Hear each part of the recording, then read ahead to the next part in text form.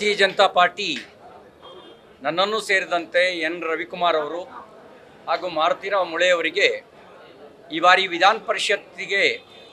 ವಿಧಾನಸಭೆಯಿಂದ ವಿಧಾನ ಪರಿಷತ್ತಿಗೆ ಅಭ್ಯರ್ಥಿಯನ್ನಾಗಿ ಘೋಷಣೆ ಮಾಡಿದೆ.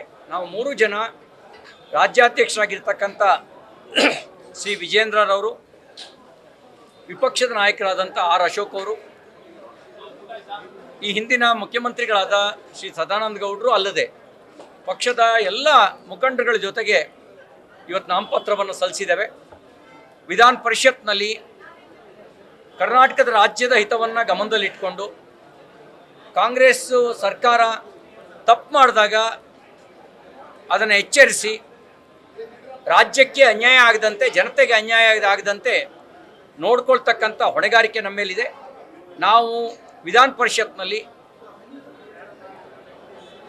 ವಿಪಕ್ಷವಾಗಿ ಒಳ್ಳೆ ಕೆಲಸ ಮಾಡಿದಾಗ ಒಳ್ಳೆ ಕೆಲಸಕ್ಕಾಗಿ ಸರ್ಕಾರಕ್ಕೆ ರಚನಾತ್ಮಕ ಸಲಹೆಯನ್ನು ಕೊಡ್ತಾ, ತಪ್ಪು ಮಾಡಿದಾಗ ಕಿವಿ ಹಿಂಡುವಂಥ ಕೆಲಸವನ್ನು ಮಾಡ್ತೇವೆ ಅಂತಕ್ಕಂಥ ಮಾತನ್ನು ಈ ಸಂದರ್ಭದಲ್ಲಿ ಹೇಳಲಿಕ್ಕೆ ಬಯಸ್ತೇನೆ. ನ್ಯೂಸ್ ಫಸ್ಟ್ ನಿರ್ಭೀತಿಯಿಂದ ನಿಮ್ಮ ಪರವಾಗಿ.